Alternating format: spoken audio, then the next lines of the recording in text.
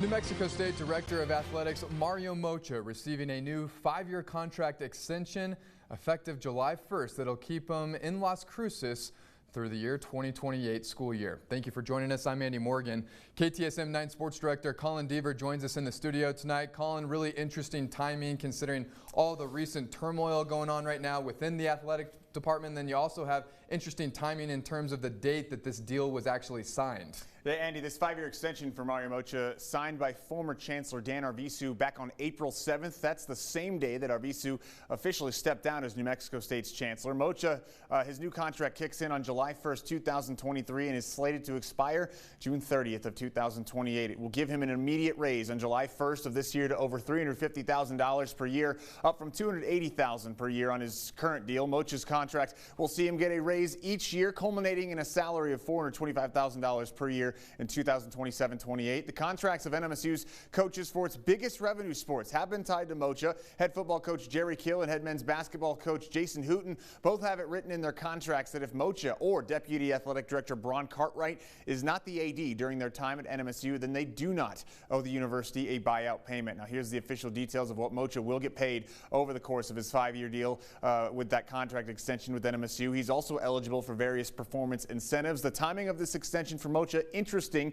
It comes in the same week that a lawsuit was filed by 2 former NMSU men's basketball players alleging serious sexual assault was perpetrated by 3 of their former teammates and was allowed to happen by 2 former coaches. On the timing of Moccia's extension, NMSU spokesperson Justin Bannister said, quote, "It had been in the works for quite some time. They had been in negotiations for a while. It had been underway for several months. The timing just so happened to be on Arvizu's last day," end quote. We do expect some sort of comment from Moccia about this in the coming days. Now his extension also comes on the same day that an ESPN report revealed new information about a Title IX sexual harassment case involving NMSU women's basketball staff member last summer. According to the report, NMSU women's basketball director of operations George Ross Jr. allegedly sexually harassed a student who was working in his office in the summer of 2022. According to ESPN, Title IX documents obtained under open records laws say a Pan American Center student worker was pressured by Ross multiple times in the summer of 2022 to go on a date, including one instance where Ross allegedly blocked her from leaving his office.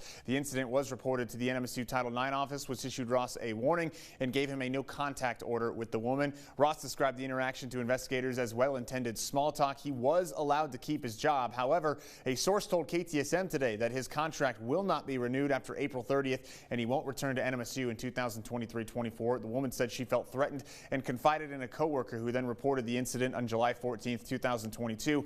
After conducting an investigation, the Title IX office elected to give Ross the warning and the no contact order. According to the ESPN article, there are 3 other complaints of sexual harassment. However, there is no further information available as they are still under investigation. KTSM has submitted its own open records request to learn more information. We were told today by NMSU that it would not respond, or it would respond no later than May 5th. The school did not comment on today's report when asked, nor on the timing of it, given the timing of Moccia's extension, but it appears as one of his last orders of business. Andy, Dan Arvizu gave Mario Moccia the ultimate vote of confidence in the form of a 5-year contract extension.